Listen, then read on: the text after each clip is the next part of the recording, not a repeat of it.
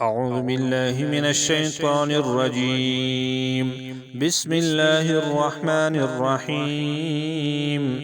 لن يستنكف المسيح أن يكون عبدا لله ولا الملائكة المقربون، ومن يستنكف عن عبادته ويستكبر فسيحشرهم إليه جميعا.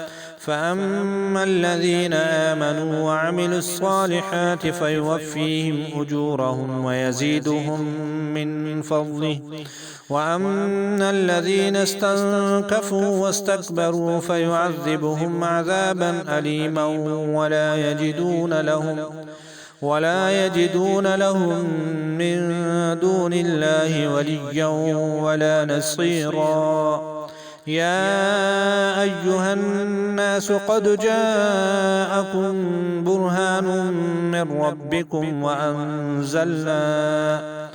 وأنزلنا إليكم نورا مبينا.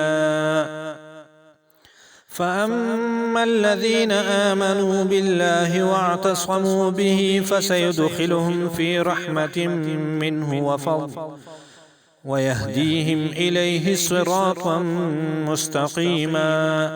يستفتونك قل الله يفتيكم في الكلالة، إن امرؤ هلك ليس له ولد وله أخت فلها نصف ما ترك وهو يرثها إن لم يكن لها ولد، فإن كانت اثنتين فلهما الثلثان مما ترك، وإن كانوا إخوة رجالا ونساء فللذكر مثل حظ الأنثيين.